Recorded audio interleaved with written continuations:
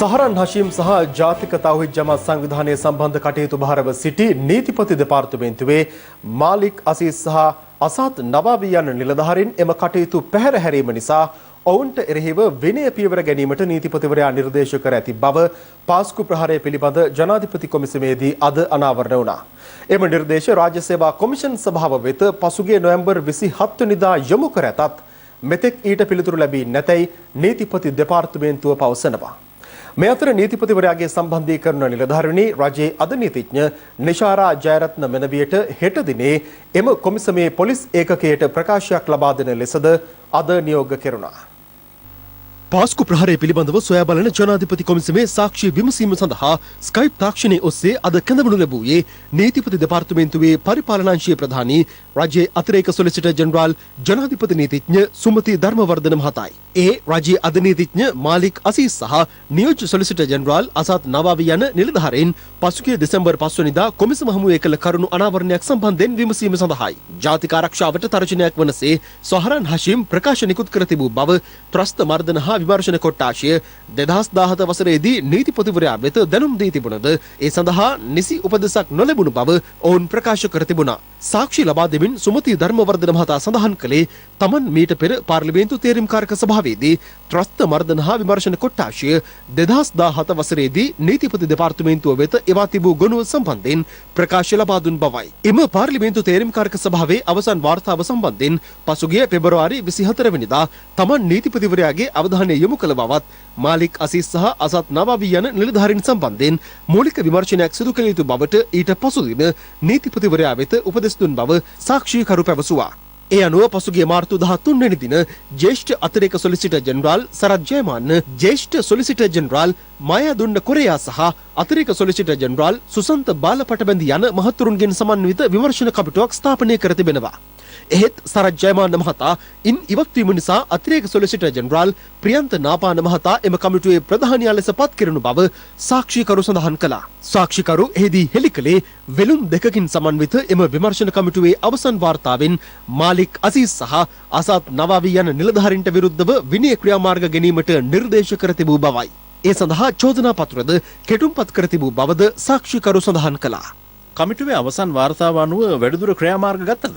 මේ වාර්තාව සම්බන්ධයෙන් වැඩබලන සොලිසිටර් ජෙනරාල් සංජය රාජරත්නම්ට නිර්දේශ ඉදිරිපත් කරන්න කියලා නීතිපතිවරයා දැනුම් දුන්නා. ඒ අනුව 2020 වසරේ ජූලි 27 ඔහු දැනුම් දුන්න මේ නිලධාරීන් සම්බන්ධයෙන් නොපමාව විනය ක්‍රියාමාර්ග ගත යුතුයි කියලා. පසුව ස්වාමීනී 2020 වසරේ නොවැම්බර් 12 වෙනිදා නැවත වරක් සංජය රාජරත්නම් මහතා සඳහන් කළා අවශ්‍ය ක්‍රියාමාර්ග ගන්න කියලා. කමිටුවේ නිර්දේශات ලැබිලා ඒ ගැන වැඩබලන සොලිසිටර් ජෙනරාල්ගේ නිර්දේශات ලැබිලා අවසන් වශයෙන් රාජ්‍ය සේවා කොමිෂන් සභාවට යම් නිර්දේශයක් කළාද මේ විනය පියවර ගැනීම කරන්න කියලා? 2020 වසරේ නොවැම්බර් 27 අධිකරණ අමාත්‍යාංශයේ ලේකම්වරයාට සහ රාජ්‍ය සේවා කොමිෂන් සභාවට මේ නිර්දේශ ඉදිරිපත් කළා. අදාළ නිලධාරීන් සම්බන්ධයෙන් චෝදනා නැගීමට ප්‍රමාණවත් කරුණු තිබෙන නිසා සුදුසු කටයුතු සිදු කරන්න කියලා ස්වාමීනි. රාජ්‍ය සේවා කොමිෂන් සභාවට ලැබුණු බව හෝ ඊට පිළිතුරක් හෝ ලැබුණාද?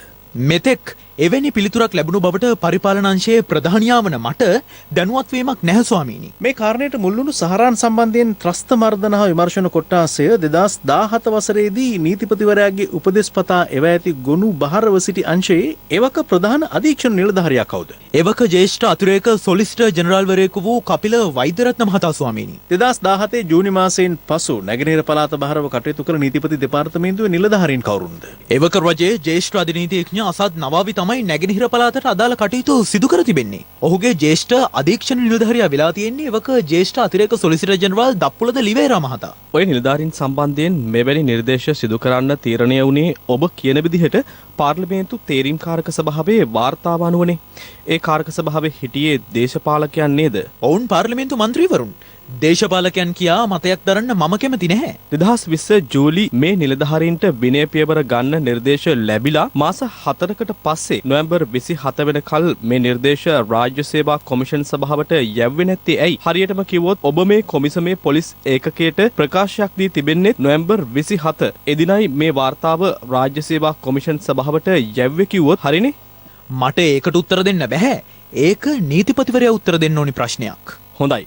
2019 ජූනි 18 නීතිපතිවරයා විසින් එවක වැඩබලන පොලිස්පතිවරයාට මේ ගොනුව සම්බන්ධයෙන් ලිපියක් යොමු කරලා තියෙනවා. ඒ ලිපිය බැලුවහම පෙනී යනවා මේ කාරණය සම්බන්ධයෙන් නීතිපති දෙපාර්තමේන්තුවේ නිලධාරීන්ගේ කිසිදු වරදක් නැහැ කියලා. ඒ පිළිබඳව 2019 ජූලි 10 වන දින නීතිපතිවරයාගේ සම්බන්ධීකරණ නිලධාරිනිය මාධ්‍ය නිවේදනයක් පවා නිකුත් කරලා එම කරුණ මාධ්‍යයට ප්‍රකාශ කරලා තියෙනවා. ඒ කරුණ පිළිබඳව තහවුරු කරගන්න එම නිලධාරිනිය මෙම කොමිසමට කැඳවන්න කියලා මම ඉල්ලා සිටිනවා ස්වාමීනි. මන්ද නිර්දේශ මගින් මාගේ සේවාදායකයා සම්බන්ධයෙන් මතුවන කරුණු හා නීතිපති වැඩබලන පොලිස්පතිවරයාට ලැබූ කරුණු සම්බන්ධයෙන් එහිදී විමසා බලන්න පුළුවන්. එම ඉල්ලීම සලකා බැලූ ජනාධිපති කොමිසම නීතිපතිවරයාගේ සම්බන්ධීකරණ නිලධාරිනී රජයේ අධිනීතිඥ නිශාරා ජයරත්න මෙනවියට හෙට දිනේ කොමිසමේ පොලිස් ඒකකයට ප්‍රකාශයක් ලබා දී අනිද්දා කොමිසම හමුවේ මේ සම්බන්ධයෙන් සාක්ෂි ලබා දීමට පැමිණෙන ලෙස නියෝග කළා.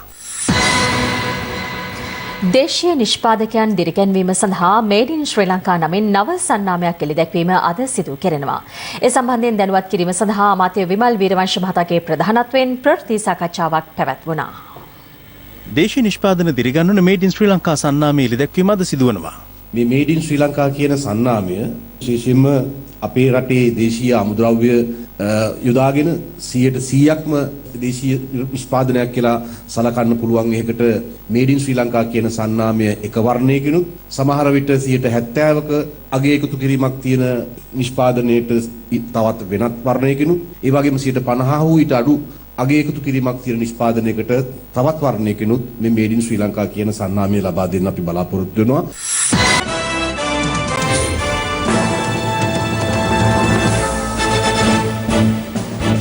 දැන් තවත් දේශීය පුවත් කිහිපයක් සමගින් රටවටා හිරු. රටවටා හිරු. සිංහලේ සංවිධානයේ මහලේකම් පූජ්‍ය මැඩිල්ලේ පඤ්ඤාලෝක හිමියන් පැවිදි දිවියට පිවිස වසර 25ක් සැපරීම නිමිත්තෙන් සෙත් පිරිත් දේශනාවක් සහ ගිලන්පස දානමේ පුණ්‍ය කර්මයක් ඒ පස්වරුවේ මිරිහාන සමාධි විහාරස්ථානයේදී පැවැත්වුණේ. රාජ්‍ය අමාත්‍යවරුන් වන සරත් වීරසේකර, චන්න ජයසුමන, සීතා අර්මපොල යන මහත්මීන්ගේ ප්‍රධානත්වයෙන් COVID-19 ව්‍යාප්තියත් සමග දුෂ්කරතා රැසකට මුහුණ පා සිටින අපේම ජනතාවගේ සුව සහනය වෙනුවෙන් ක්‍රියාත්මක රට වෙනුවෙන් හිරු සහන යාත්‍රා ක්‍රියාන්විත යටතේ ශ්‍රී ලංකා රතු කුරුස සමාජය හා එක්ව කැලණිය සෞඛ්‍ය වෛද්‍ය නිලධාරී කාර්යාලය වෙත මුව ආවරණ සහ ආරක්ෂිත ඇඳුම් කට්ටල බෙදා දීමක්ද සිදු වුණා.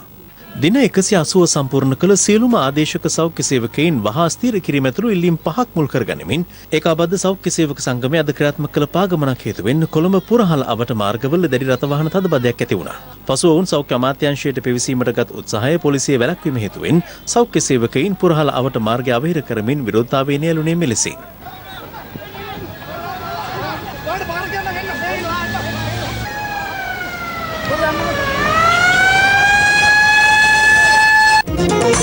රටවටා හිරු. හිරු සවස 6:55 ප්‍රධාන ප්‍රවෘත්ති ප්‍රකාශයමින් නිමාවට පත්වනවා. පැත්ත නොගත් ඇත්ත දැනගැනීමේ අයිතිය තවදුරටත් තහවුරු කර ගන්නට ඔබේ ජංගම දුරකථන ජාලය අනුව තිරේ දිස්සන පරිදි හිරු ප්‍රවෘත්ති SMS සේවාව සක්‍රිය කර ගන්න. අපේ ලෙතම වන්නේ රාත්‍රී 9:55ට. ආයුබෝවන්.